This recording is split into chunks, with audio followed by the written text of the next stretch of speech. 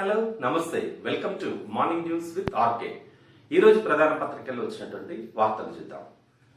ప్రధానంగా ఈరోజు అన్ని పత్రికల్లో కూడా కేటీఆర్ చాలా తీవ్రంగా స్పందించడం జరిగింది. డ్రగ్స్ లోకి నన్ను లాగడం ఏంటంటూ తన స్వరం పెంచడం జరిగింది. ఇప్పటి వరకు ఓపికగా ఉన్నటువంటి టిఆర్ఎస్ కార్యనిర్వాహక అధ్యక్షుడిగా ఉన్నటువంటి కేటీఆర్ నిన్న మాత్రం తీవ్ర స్థాయిలో ధ్వజమెత్తాడు. ఏ పత్రికలు ఏమొచ్చిందో ముందుకు చూద్దాం. నమస్తే తెలంగాణలో సీఎంను ఏమన్నంటే ఇడిచిపెట్టాం, సహించం, బిడ్డ జర భద్రం, ఇంకానా ఇకపై సాగదు, ఒర్రబోతు లీడర్లకు కేటీఆర్ వార్నింగ్ అంటూ ఒక బ్యానర్ ఐటమ్ ఇవ్వడం జరిగింది. డ్రగ్స్ కేసుతో నాకేం సంబంధం, నన్ను అన్నోడు మనిషా పశువా, నా రక్తం ఇస్తా వెంట్రుకలిస్తా, కోసుకుంటామంటే లివర్ ముక్కిస్తా, ఏ పరీక్ష అయినా చేసుకోండి. మరి రాహుల్ గాంధీ వస్తాడా పరీక్షలకు? తెలంగాణను పొగిడితే గాడిదన్నావు, మరి నువ్వు శంకర గాడిదవా? 50 కోట్లతో పదవి తెచ్చుకున్నోడు రేపు సీట్లు అమ్ముకోవడానికి గ్యారెంటీ ఏంది? మాణిక్యం నీ సుపారి సంగతేంటి? పిసిసి పదవే అమ్ముకున్నావు కదా. మజ్లీస్ కు ఇక్కడ ఎవరూ భయపడడం లేదు, భయపడుతున్నది కాంగ్రెస్ బీజేపీలే. హుజురాబాద్ లో గెలుపు మాదే, రేవంత్ దమ్ముంటే డిపాజిట్ తెచ్చుకో అంటూ కేటీఆర్ గట్టి వార్నింగ్ ఇవ్వడం జరిగింది. డ్రగ్స్ కేసులో అతనికి సంబంధం ఉందంటూ నిన్న కాంగ్రెస్ నాయకులు కొద్దిమంది ఈడీకి ఫిర్యాదు చేయడంతో కేటీఆర్ చాలా తీవ్రంగా స్పందించిండు. సీఎం ఏమన్నా అన్నా కూడా ఇడిచిపెట్టమంటూ గట్టిగానే వార్నింగ్ ఇచ్చిండు. ఆనాడు బీజేపీ ఎక్కడ తెలంగాణ సాయుధ పోరాటంలో పాల్గొన్న వారికి అమిత్ షా పెన్షన్లు ఇవ్వచ్చు కదా. సాయుధ పోరాటంలో బీజేపీ పాత్ర ఏంది? ఆనాడు ఉద్యమానికి నాయకత్వం వహించింది కమ్యూనిస్టులు. చరిత్రకు మతం రంగు పులిమి 4 ఓట్లు వేయించుకోవాలనే ప్రయత్నం తప్ప ఇంకేమైనా ఉందా? ఏపీ నుంచి విముక్తి అయిన జూన్ 2 మాకు నిజమైన విమోచన దినం. తెలంగాణను ముంచింది కాంగ్రెసే. కాంగ్రెస్ అంటే కరెంట్ ఇవ్వని పార్టీ, మంచినీళ్ళు ఇవ్వని పార్టీ, తెలంగాణలో సకాలంలో ఇవ్వకుండా చావగొట్టిన పార్టీ. కొత్త అధ్యక్షుడు రాగానే కొత్తదనం ఏమొస్తుంది అని కాంగ్రెస్ ని మొత్తం చరిత్రలు మాకు తెలుసు. రోడ్ల మీద పెయింట్లేసి బతికినోడికి ఇవాళ జూబ్లీహిల్స్ లో 4 ఇండ్లు 4 ఆఫీసులు ఎట్లా వచ్చినాయి?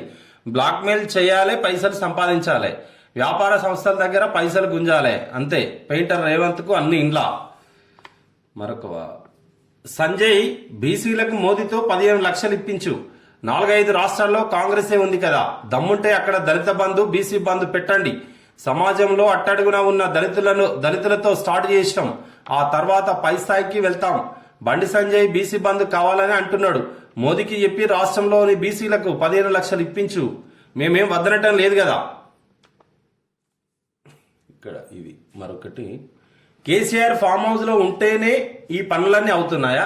ఈ రోజు తమిళనాడులో స్థానిక పార్టీలు డిఎంకే ఏఐడిఎంకే మాత్రమే ఉన్నాయి. అక్కడ జాతీయ పార్టీలకు ఎంట్రీ లేదు. అట్లనే తెలంగాణకు స్వీయ రాజకీయ అస్తిత్వమే శ్రీరామ రక్ష. అది సీఎం కేసీఆర్ నాయకత్వంలోని టీఆర్ఎస్ రూపంలో ఉన్నది. టీఆర్ఎస్ రాజకీయ పార్టీ మాత్రమే కాదు, తెలంగాణ జీవన రేఖ. దీన్ని ఛిద్రం చేయడానికి చాలా మంది చాలా రకాలుగా ప్రయత్నాలు చేస్తున్నారు. రాజకీయ నాయకులు ఎన్ని మాట్లాడినా ఆర్బీఐ, నీతి ఆయోగ్ నిష్పక్షపాతంగా తెలంగాణ గురించి చెప్పాయి. దేశంలో రాష్ట్ర జనాభా 2.5%, భౌగోళికంగా 11వ స్థానం, జనాభా పరంగా 12వ స్థానంలో ఉన్న జీడీపీలో భాగస్వామ్య పరంగా 5వ రాష్ట్రంగా నిలవడం చిన్న విషయమా? ఇది మా ప్రభుత్వం సాధించిన విజయం కాదా? తలసరి ఆదాయం డబుల్ అయింది. జాతీయ తలసరి ఆదాయం కన్నా 1,00,000 ఎక్కువ. మన మిషన్ భగీరథను జలజీవన్ మిషన్ గా, రైతు బంధును ప్రధానమంత్రి కిసాన్ సమ్మాన్ నిధిగా మార్చి కేంద్రం అమలు చేయడం నిజం కాదా? సీఎం కేసీఆర్ ఫామ్ హౌస్ లో ఉంటే ఇవన్నీ అవుతున్నాయా? రోజుకు 18 గంటలు పనిచేస్తున్నాం అని చెప్పేటోళ్ళు ఇన్ని పనులు ఎందుకు చేస్తలేరు? వాళ్ళకి చేత కాదా? సీఎం ఎక్కడున్నారని కాదు, పేదవాడు సంతోషంగా ఉన్నాడా లేదా, పనులు అవుతున్నాయా లేదా అనేది ముఖ్యం. హద్దు మీరితే రాజద్రోహం కేసులే. సీఎంను అన్నోళ్లను విడిచేది లేదు. ఎన్ని అనాలనో అన్ని అంటాం, అంతకంటే ఎక్కువే అంటాం. కోర్టుకు పోతే సత్యదాకా తేలదని అనుకుంటున్నారేమో. మహారాష్ట్రలో కేంద్ర మంత్రి నారాయణ రాణే మీదే కేసు పెట్టినట్టే మేం బరాబర్ కేసులు పెడతాం. రాష్ట్ర పురోగతిపై అసత్యాలు ప్రచారం చేసినా, తెలంగాణ రాష్ట్రాన్ని కించపరిచే ప్రయత్నం చేసినా అది రాజద్రోహమే అవుతుంది. అటువంటి వారిపై తప్పకుండా రాజద్రోహం కేసు పెడతాం, అందులో అనుమానం లేదు. ఇది అవసరమైతే రాజద్రోహం కేసులో పెడతామని చాలా గట్టి సీరియస్గానే చెప్పిండు కదా అందరికి. ఇంకా ఆ పత్రికల బుద్ధికి ఏమైంది? ఈడికి ఎవడో బఫూన్ గాడు ఫిర్యాదు చేస్తే నాకేం పని, నాకేం సంబంధం? ఎవడో చిల్లరగాడు మాట్లాడితే ఆ మాటలన్నీ యథాతథంగా కొన్ని పత్రికలు ప్రచురిస్తాయి. వాడు చిల్లరగాడు. మరి మీ బుద్ధికి ఏమైంది? నేను పచ్చి బూతులు తిడతా, రాస్తారా అంటూ పత్రికలను కూడా, మిగతా పత్రికలను కూడా వేసిండు. ఉర్రబొత్తు లీడర్లకు కేటీఆర్ వార్నింగ్ అంటూ డ్రగ్స్ లో నిన్న ఒక ఆయన ఎన్ఫోర్స్మెంట్ డైరెక్టరేట్ కి ఫిర్యాదు చేసిండు కాంగ్రెస్ నాయకుడు, కేటీఆర్ కి సంబంధం ఉందని. దాంతో కేటీఆర్ చాలా తీవ్రంగా స్పందించడం జరిగింది.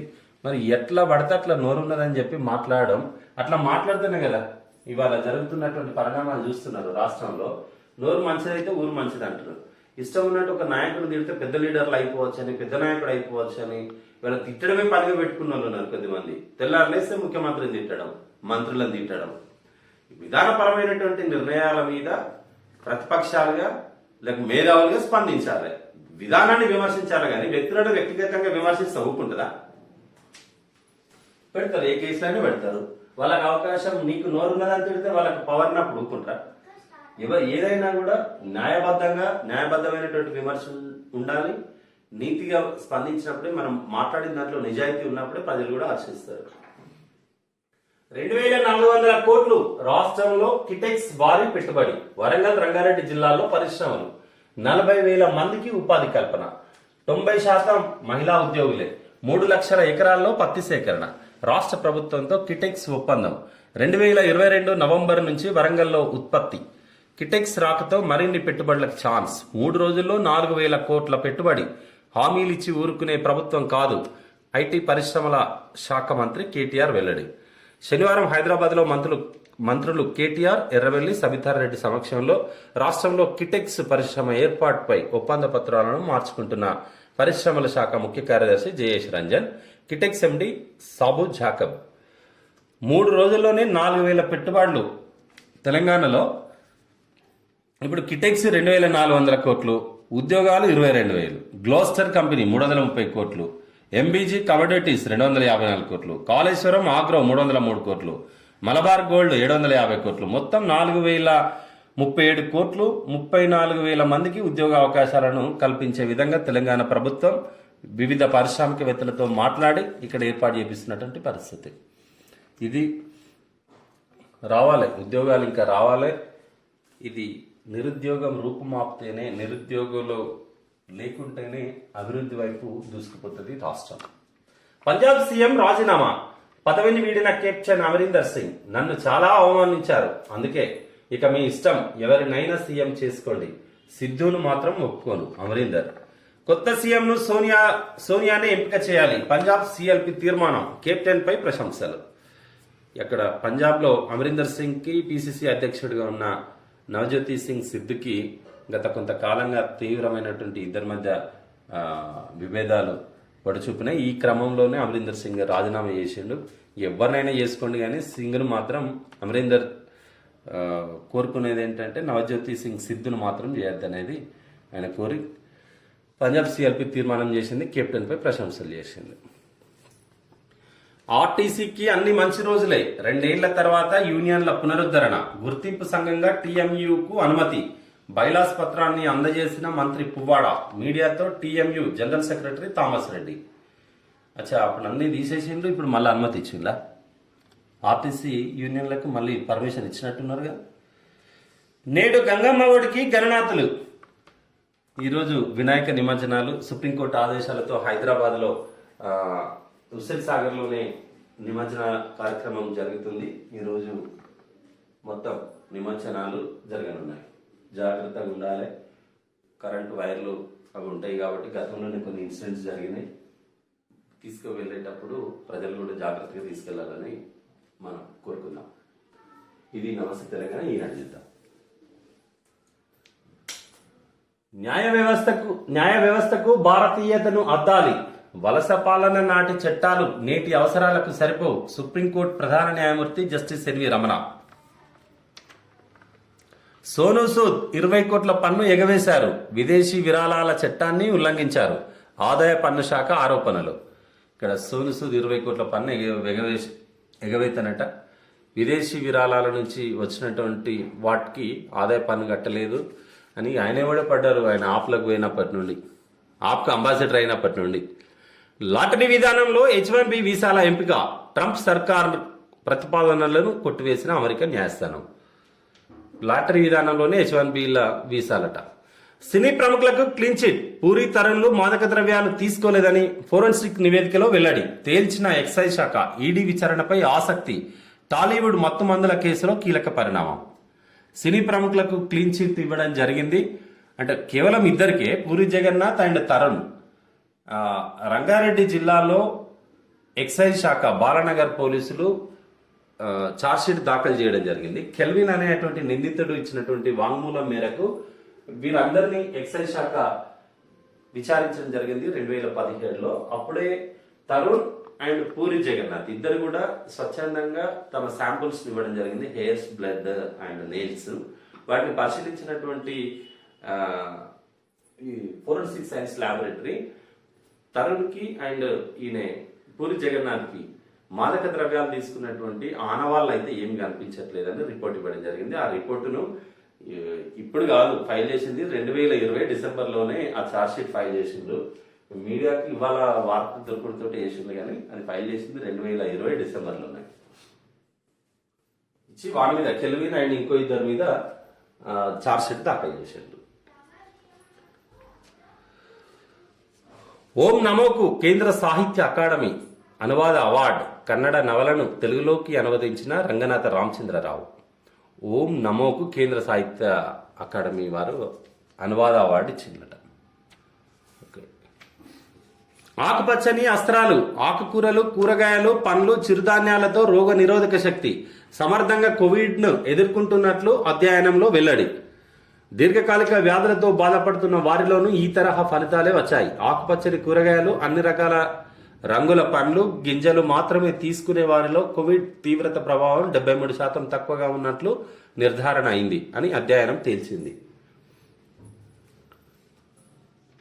ఉదయం లేవగానే ఒక గ్లాస్ గోరువెచ్చని నీటిలో 2 టేబుల్ స్పూన్ల నిమ్మరసం, ఒక చిన్న దాల్చిన చెక్కను వేసుకొని తాగాలి అని. ఏదైతే తాగితే బాగుంటుంది అనేది ఇచ్చిండు. అల్పాహారంగా ఇడ్లీ తీసుకుంటే కొబ్బరితో కాకుండా కూరగాయలు, ఆకుకూరలు, తృణ ధాన్యాలతో చేసిన పచ్చడి ఉండాలన్నట. ఉప్మా చేస్తే కూరగాయలు, ఆకుకూరలు ఎక్కువగా వేయాలన్నట. మధ్యాహ్న భోజనానికి 2 గంటల ముందు ఏదో ఒక పండు, ఒక గ్లాస్ కొబ్బరి నీళ్లు, పండ్లలోనూ అన్ని రకాలు తినాలి. మధ్యాహ్న భోజనం కప్పు పప్పు, కప్పు అన్నం, ఒక కప్పు కూర, కూరగాయలతో వండిన కూర, 2 చపాతీలు తీసుకోవాలన్నట. సాయంత్రం అల్పాహారం టీ, కాఫీతో పాటు ఒక కప్పు ఉడకబెట్టిన గింజలు. రాత్రి ఆహారం 2-3 చపాతీలు, కూరగాయల ముక్కలు, అరకప్పు పప్పు, అరకప్పు పెరుగు, పండ్ల ముక్కలు తీసుకోవాలంటాయి. ఈ ఆకుపచ్చని కూరగాయలతోటే సమర్థవంతంగా కోవిడ్ను ఎదుర్కొన్నట్లు అధ్యయనంలో వెల్లడైందనేది ఒక స్టోరీ. రైతు ఆదాయం రోజు కూలి కన్నా తక్కువ, కర్షకుడి కష్టార్జితం రోజుకు 224 హెక్టార్ భూమి ఉన్న వారి సగటు రాబడి ఇది. దేశంలో 72.6% మంది దుస్థితి. తెలంగాణలో 2.50 ఎకరాల్లోపు ఉన్నవారు, అంటే 2.5 ఎకరాల్లోపు ఉన్నవారు 42%. జాతీయ నమూనా సర్వేలో వెల్లడి. ప్రతి 100 మంది రైతుల్లో 50.2% మంది అప్పుల్లో ఉన్నారు. ప్రతి రైతు కుటుంబానికి సగటున 74,121 రుణం ఉందంటూ ఒక సర్వేలో, జాతీయ నమూనా సర్వేలో వెల్లడైనటువంటి డాటా. మొత్తం రైతుల కూలీల కన్నా అధ్వానమైనటువంటి పరిస్థితి ఉందనేది ఇక్కడ చెప్తుంది. మొత్తం రైతుల్లో 50.2% మందికి అప్పుల్లోనే ఉన్నారట. అంటే అప్రాక్సిమేట్లీగా యావరేజ్గా తీసుకుంటే ఒక్కొక్కరి అప్పు 74,121 రూపాయలు వస్తుందట. ఏం చేయాలి పాపం, 6 కాలం కష్టపడిన రైతుకు ఒకవైపు పంట పండితే గిట్టుబాటు ధరలు ఉండవు, ధర ఉన్నప్పుడు పంట పండదు, అతివృష్టో అనావృష్టో ఏదో ఒకటి వారి కుంప కొల్లేరు అయిపోతుంది. అందుకే అప్పుల పాలైపోతున్నాడు రైతును కదా ఆదుకోవాల్సింది. అందుకే తెలంగాణ ప్రభుత్వం ఫస్ట్ కాన్సన్ట్రేషన్ అంతా రైతు మీదనే కదా ఉన్నది. సిఎస్ఈ సీట్లు హాట్ కేక్లే, ఇప్పటికే 95% భర్తీ. కళాశాల ఎక్కడుందో పట్టించుకోలేదు, విద్యా నాణ్యత చూడలేదు. సిఎస్ఈ ఐటీ సంబంధిత బ్రాంచ్ల్లో సీట్ అయితే చాలు. విద్యార్థులు మొదటి ప్రాధాన్యంగా ఎంసెట్లో వెబ్ ఆప్షన్లు ఇచ్చుకున్నారు. ఫలితంగా వాటిలో 95.5% సీట్లు నిండినాయట. ఫాస్ట్ ప్రియారిటీగా CSE computer science and information technology branches బీటెక్లో విద్యార్థులు అందరూ తీసుకున్నారట. 95% ఒకటేసారి ఖతం అయిపోయినాయట అన్ని. ఓకే, ఇది మరొక వార్త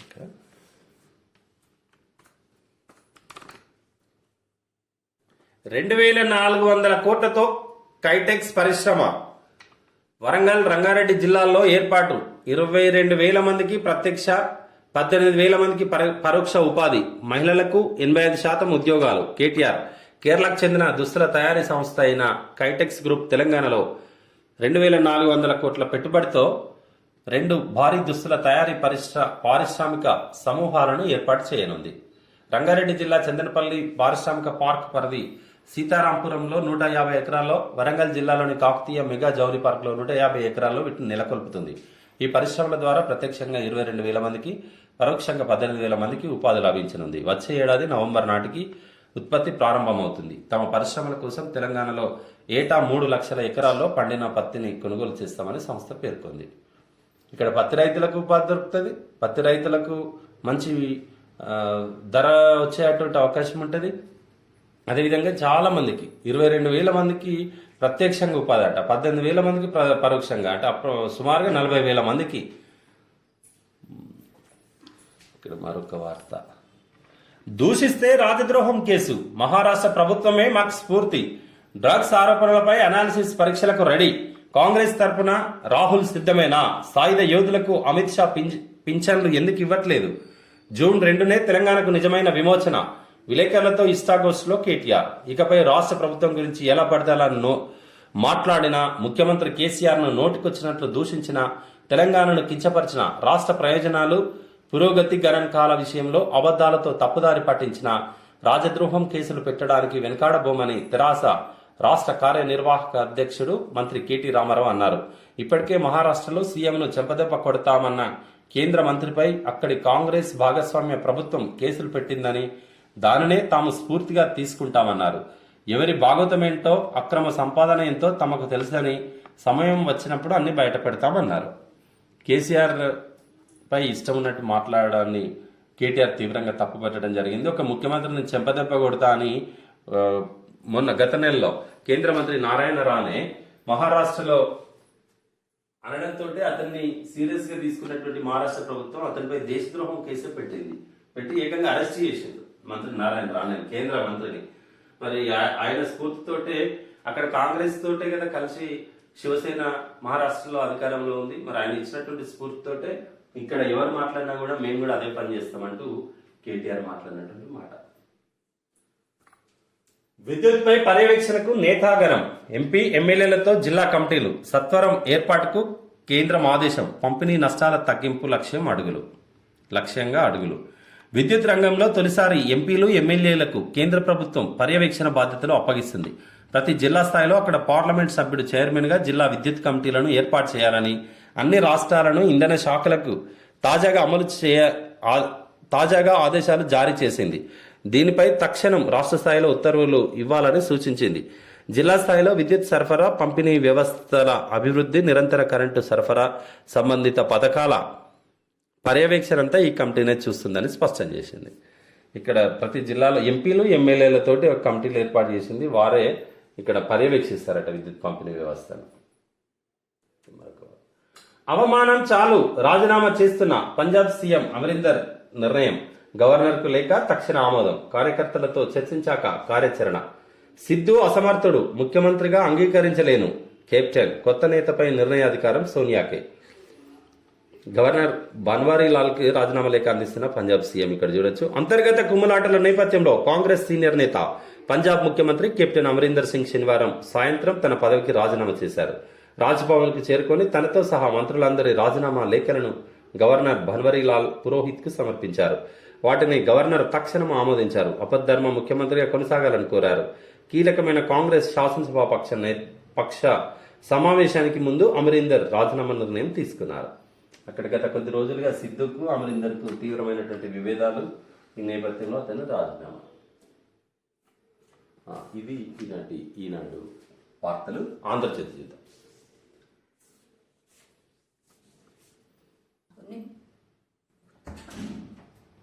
పంజాబ్ సీఎం రాజీనామా, కాంగ్రెస్ అధిష్టానం తీరుతో అసంతృప్తి, సీఎల్పీ భేటీకి ముందే వైదొలిగిన అమరీందర్ సింగ్, అవమానాలు భరించలేకేనని వ్యాఖ్య, తదుపరి సీఎంగా సునీల్ జాఖడ్ పేరు ప్రచారం, సిద్ధుకు పాక్తో సంబంధాలు, ఆయన్ను సీఎంను చేస్తే దేశ భద్రతకు ప్రమాదం.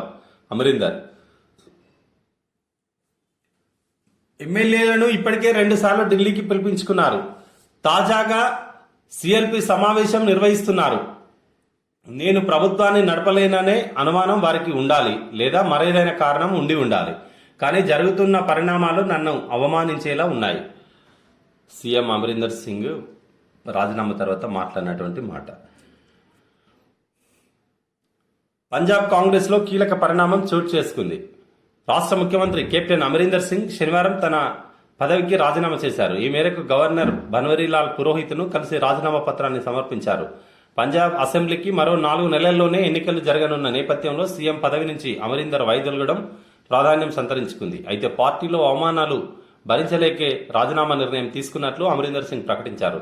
ఆదివారం సాయంత్రం కాంగ్రెస్ శాసనసభ పక్షం సమావేశమైంది. ఊకే అంటే ఒకసారి శాసనసభ సభ్యులతోటి సిఎల్పి సమావేశం కావడం, గతంలో ఢిల్లీకి పిలిపించుకోవడం వల్ల నేను ఇన్కాపబుల్ అనేది వాళ్ళు అనుకుంటున్నారు కదా, అందుకే రాజీనామా చేస్తున్నా, ఈ అవమానాలు పడలేనంటూ అమరీందర్ సింగ్ ఆలోచన. మహాలో మరో మార్పు. బీజేపీ శివసేన మళ్లీ పొత్తు. కేంద్ర మంత్రి బీజేపీ నేత దాన్వేను పాత మిత్రుడిగా పేర్కొన్న సీఎం ఉద్దవ్. భవిష్యత్తులో సహోద్యోగి అని వ్యాఖ్య. మోదీవి సాహసోపేత నిర్ణయాలన్న సామ్నా పత్రిక, శివసేన పత్రిక మోదీని మెచ్చుకుందంటే ఏదో మళ్ళీ బీజేపీ శివసేన కలిసే అవకాశం ఉందనే అవకాశం ఉన్నట్టే. అందుకే బీజేపీ శివసేన మళ్లీ పొత్తు. కేంద్ర మంత్రి బీజేపీ నేత దాన్వేను మా పాత మిత్రుడిగా పేర్కొన్న సీఎం ఉద్దవ్ అట. ఓకే, అది మహారాష్ట్రలో బీజేపీ శివసేన దగ్గర ఉన్నటువంటి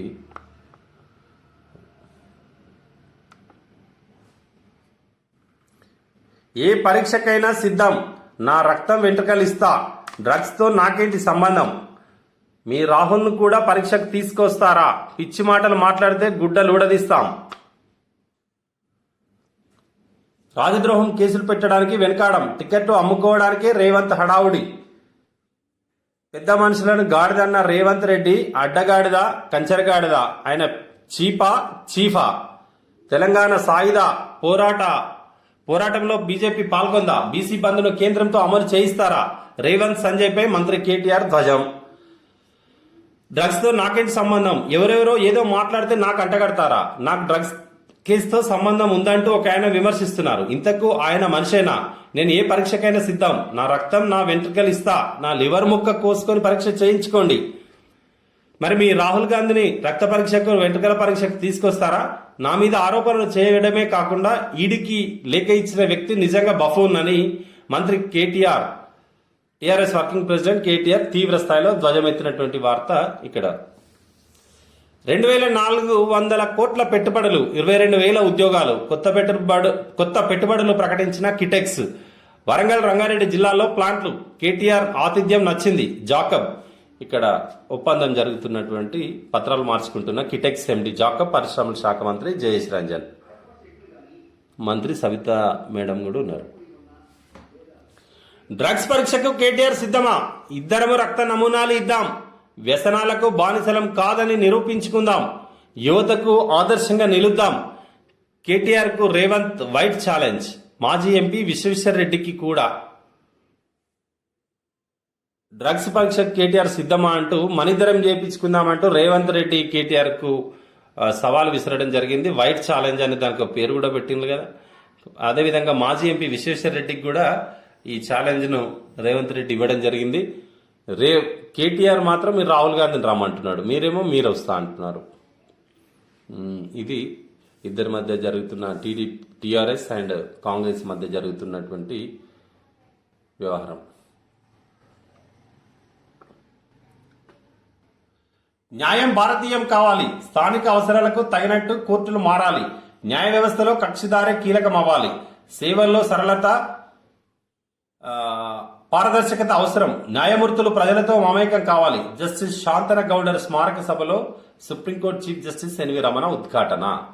న్యాయం భారతీయం కావాలని అంటే మనం ఇచ్చేటువంటి తీర్పుల్లో అది ప్రజలకు ఉపయోగపడే విధంగా ఉండాలి, దాంట్లో నీతి నిజాయితీ అనేది ఉండాలనేది మన చీఫ్ జస్టిస్ ఎన్వి రమణ ఉద్ఘాటన. కక్షిదారే కీలకం అవ్వాలి, సేవలో సరళత పారదర్శకం అనేది ప్రధానంగా ఉండాల్సిందే. న్యాయమూర్తులు కూడా ప్రజలతో మమేకం కావాలని కోరడం జరిగింది. కొత్త పలుకు ఆర్కే రాధాకృష్ణ గారిది. ముందస్తు వ్యూహాలు. ఇంతకుముందు 6 నెలల ముందుగానే ఎన్నికలకు వెళ్లిన తెలంగాణ ముఖ్యమంత్రి కేసీఆర్ ఈ పర్యాయం కూడా అటువంటి ఆలోచన చేసే అవకాశం ఉందని ప్రతిపక్షాలు అనుమానిస్తున్నాయి. ఇటీవల ఢిల్లీలో వారం రోజుల పాటు మకాం వేసిన కేసీఆర్ బీజేపీ పెద్దలను కలిసి రేవంత్ రెడ్డికి శిక్ష పడే విషయంలో సహకరించవలసిందిగా కోరినట్టు ప్రచారం జరుగుతుంది.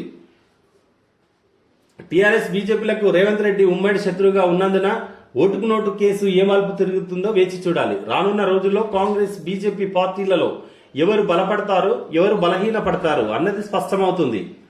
ఈ పరిణామాలను గమనిస్తున్న కేసీఆర్ పరిస్థితులన్నింటినీ బేరీజు వేసుకుని ముందస్తు ఎన్నికలకు వెళ్లే విషయంలో నిర్ణయం తీసుకుంటారని చెప్తున్నారు.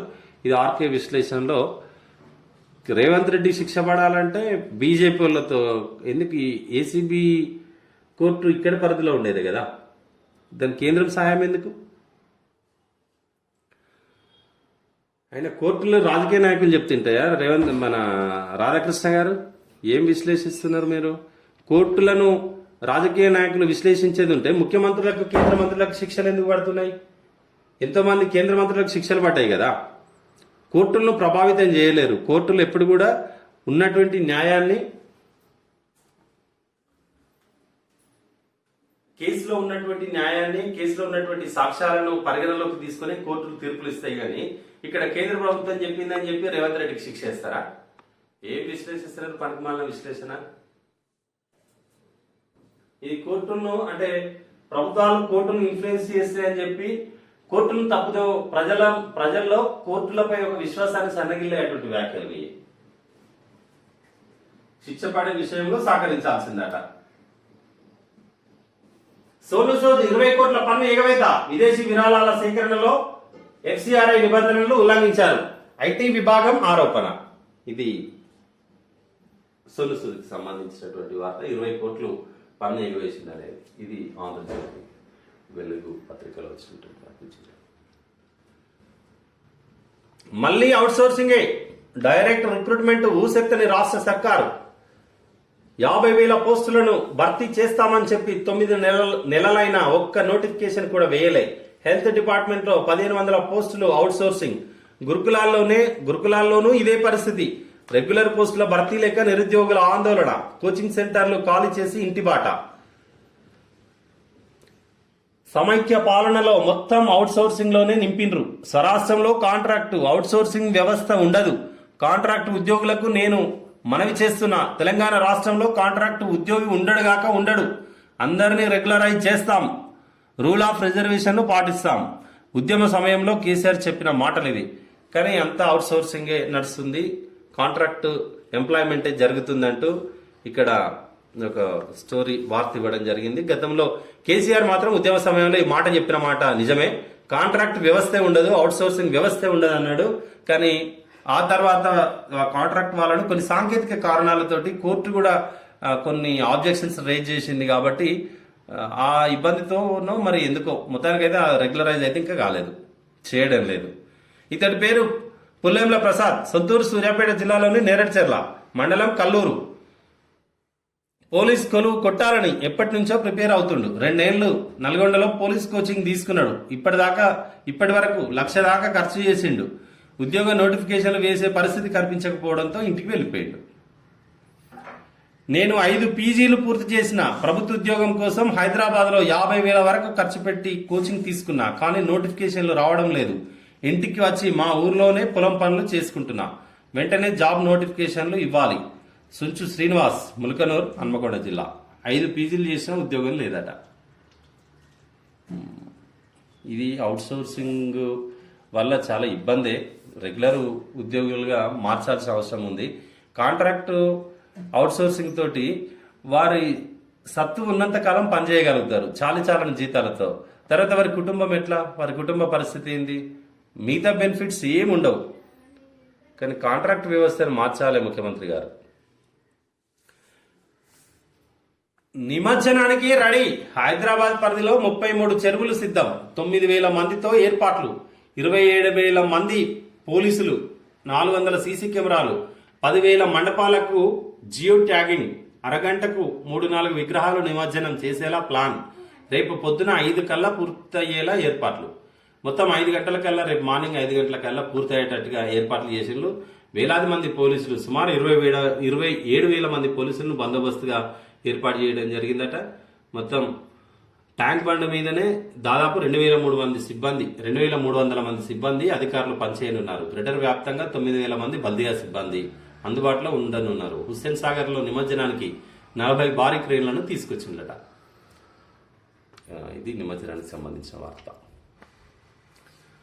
తిడితే రాజద్రోహం కేసులు పెడతాం, ప్రభుత్వాన్ని రాష్ట్రాన్ని కించపరిస్తే వదిలిపెట్టాం. కేటీఆర్ సీఎం ను తాగుబోతంటే ఒక్కొక్కరిని గుడ్డలు ఊడదీసి కొడతాం.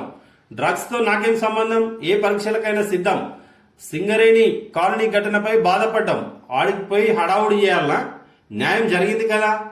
ఫాస్ట్ ట్రాక్ కోర్టుల కన్నా రాష్ట్రంలో వేగంగా న్యాయం జరుగుతుంది. 7 ఏళ్లలో కేంద్రం ఏం చేసిందో అమిత్ షా ఎందుకు చెప్పలే? మీడియాతో మంత్రి చిట్చాట్. సింగరేణి కాలనీ ఘటన ఆడికి పోయి మేము అడావుడి చేసే బదులు న్యాయం ఏం జరగాలో ఆ న్యాయం జరిగింది కదా. ఫాస్ట్ ట్రాక్ కోర్టుల కన్నా రాష్ట్రంలో వేగంగా న్యాయం జరుగుతుందంటూ కేటీఆర్ మాట్లాడినటువంటి మాటలు. సీఎంను తాగబోతుంటే ఒక్కొక్కరిని గుడ్డను కూడా తీసి కొడతామంటూ గట్టిగానే జవాబు ఇచ్చిండు. ఇష్టం ఉన్నట్టు మాట్లాడేటోళ్లకు అవసరం. రాజద్రోహం కేసులు పెడతారట. సుప్రీంకోర్టు ఏమో మరి కేసులు పెట్టద్దు, ఈ కేసులు అవసరమైందని సుప్రీంకోర్టు అంటుంది. రాష్ట్ర మంత్రి ఏమో రాజద్రోహం కేసు పెడతా అంటున్నారు కేటీఆర్ గారు. అంటే వారిని ఎంత బాధ పెడితే, ఎంత మా వేదనకు గురైతే ఆ మాట మాట్లాడాలి. ప్రతి ఒక్కడు సీఎంను తిట్టేటోడు. ఫ్యాషన్ అయిపోయింది సీఎంను, కేటీఆర్ను ఇష్టం ఉన్నట్టు మాట్లాడితే లీడర్లు అవుతారా? పనిచేస్తే లీడర్లు అవుతారు. కానీ ప్రజల కోసం పనిచేయాలి. పెద్ద లీడర్లు అవుతారు, మిమ్మల్ని ముఖ్యమంత్రులు చేస్తారు, మంత్రులు అవుతారు. కోర్టులు మారాలి, న్యాయ వ్యవస్థ సామాన్యుడికి లేనిపోని సమస్యలు సృష్టించేదిగా మారుతుందని supreme chief justice NV Ramana అన్నారు. న్యాయ వ్యవస్థకు ప్రస్తుత అవసరాలకు తగ్గట్టు మార్చుకోవాల్సిన అవసరం ఉందని అభిప్రాయపడ్డారు. సామాన్యుడికి దగ్గర కావాల్సిందే కోర్టులు. నిజమే, కొంత గ్యాప్ ఉంది. రామప్పకు సిమెంట్ పూత. రామప్ప ఆలయంలో ఆర్కియాలజీ సర్వే ఆఫ్ ఇండియా అధికారుల చర్యలు ఆందోళనకు గురి చేస్తున్నాయి. నిర్మాణంలోని రాళ్ల మధ్య గ్యాప్ పూడ్చేందుకు డంగు సున్నానికి బదులు సిమెంట్ పూతలు పూస్తున్నారు. సిమెంట్ పూత పూస్తున్నారట. ఇక్కడ డంగు సున్నం పెట్టాలన్నమాట. ఆఫ్ఘన్లో పేలుళ్లు. ఆఫ్ఘనిస్తాన్లోని జలాలాబాద్ సిటీ పేలుళ్లతో దద్దరిల్లింది. తాలిబాన్ వెహికల్స్ ను టార్గెట్ గా చేసుకుని టెర్రరిస్టులు వరుసగా జరిపిన 3 బాంబు దాడుల్లో 3 మృతి చెందారు. తాలిబాన్ వెహికల్స్ నే టార్గెట్ చేసుకున్నారట. వీళ్ళు ఇంకా టెర్రరిస్టులు అంటున్నారు. ఒక్కో రైతు ఫ్యామిలీపై 1,50,000 అప్పు. రాష్ట్రంలో ఒక్కో రైతు కుటుంబంపై సగటున 1,52,113 అప్పు మూట భారమై కూర్చుంది. ఇటీవల నేషనల్ శాంపుల్ సర్వే ఆర్గనైజేషన్ చేసిన సర్వేలో ఈ విషయం వెల్లడైంది. ఇక్కడనేమో ఒక 72,000 చిల్లరనేమో ఇక్కడ ఇచ్చిండు. ఇక్కడనేమో 1,52,113 అట ఒక్కొక్క రైతు కుటుంబంపై. ఓకే, రైతులంతా అప్పుల పాలు అవుతున్నారు. ఆదుకోవాలి రైతుల్ని. నా జీవితం తెలంగాణకు అంకితం, ప్రజలకు అండగా కేసీఆర్ కు ఆల్టర్నేటివ్ గా ఉండాలనే పార్టీ పెట్టిన V6 వెలుగు ఇంటర్వ్యూలో వైఎస్ఆర్టీపీ చీఫ్ షర్మిల, వైఎస్ఆర్ లా ప్రజాసేవ చేసేందుకే పవర్ కోరుకుంటున్నా, అధికారం ఉంటేనే ప్రజల జీవితాలను మార్చవచ్చు. సీఎం అయ్యాక కేసీఆర్ నియంతలా మారిండు, ప్రజల్ని పట్టించుకోడు, మాట నిలబెట్టుకోడు, దళితుల్ని అణచివేస్తుండని ఫైర్. ఆల్టర్నేటివ్ లీడర్షిప్ లేకనే కేసీఆర్ రెండోసారి గెలిచారని నా ఫ్రెండ్ స్ట్రాటజిస్ట్ ఒకరు చెప్పారు. నాకు కూడా అదే నిజమనిపించింది. అందుకే ప్రజలకు అండగా కేసీఆర్ కు ఆల్టర్నేటివ్ గా ఉండాలని పార్టీ ప్రారంభించా. నా జీవితాన్ని తెలంగాణ ప్రజలకు అంకితం చేయాలని నిర్ణయించుకున్నా. వైఎస్ షర్మిలక్క, మీ జీవితం మాకు ఇక్కడ తెలంగాణ ప్రజలకు ఏమి అంకితం చేస్తారు కానీ మీ మధ్య ఏదో గొడవ వచ్చి అన్న చెల్ల మధ్య వచ్చి మీరు ఇక్కడ మీరేం ఆల్టర్నేట్ అమ్మా? మీరు అసలు ఆల్టర్నేటే కాదు. తెలంగాణకు ఆల్టర్నేట్ కాదు, కేసీఆర్ కు ఆల్టర్నేట్ కాదు. ఇక్కడ తెలంగాణ కోసం కొట్లాడిన పార్టీలు ఎన్నో ఉన్నాయి, తెలంగాణ కోసం కొట్లాడిన నాయకులు ఉన్నారు. నువ్వు జగనన్న విడిచిన బాణాన్ని తెలంగాణ ప్రజల మీద బాణం ఎక్కుపెట్టినటువంటి బ్యాచ్ మీది. మీరు మాకెందుకు? మరో వార్త. పంజాబ్ సీఎం అమరీందర్ రాజీనామా. పంజాబ్ ముఖ్యమంత్రి కెప్టెన్ అమరీందర్ సింగ్ తన పదవికి రాజీనామా చేశారు. పంజాబ్ గవర్నర్ ను కలిసి రాజీనామా లేఖను అందజేశారు. పిసిసి చీఫ్ నవజ్యోతి సిద్ధుతో విభేదాలు, 50 మంది ఎమ్మెల్యేలు తనకు వ్యతిరేకంగా పార్టీ హైకమాండ్ కు లేఖ రాయడంతో మనస్తాపానికి గురై ఈ నిర్ణయం తీసుకున్నారు. అంతకుముందు కాంగ్రెస్ చీఫ్ సోనియా గాంధీకి అమరీందర్ ఫోన్ చేశారని, తనకు జరుగుతున్న అవమానంపై ఆవేదన వ్యక్తం చేశారని కాంగ్రెస్ వర్గాలు చెప్పాయి. మొత్తానికి ఆడ రాజీనామా చేసిండు. మనకి కాంగ్రెస్ ఉంటాడా మళ్ళీ ఏదైనా పార్టీలో పోతాడా చూడాలి. క్రెడిట్ స్కోర్ పెంచుకోవడం ఎలా? క్రెడిట్ స్కోర్ బట్టే బ్యాంకులు, ఇతర లెండింగ్ కంపెనీలు లోన్లు ఇస్తాయి. సాధారణంగా స్కోర్ 750 పాయింట్ల కంటే ఎక్కువగా ఉంటే బ్యాంకులు నుంచి మంచి అప్పులు పుట్టే అవకాశం ఉంది. అది ఎట్లా అనేది బిజినెస్ దాంట్లో పెట్టింది.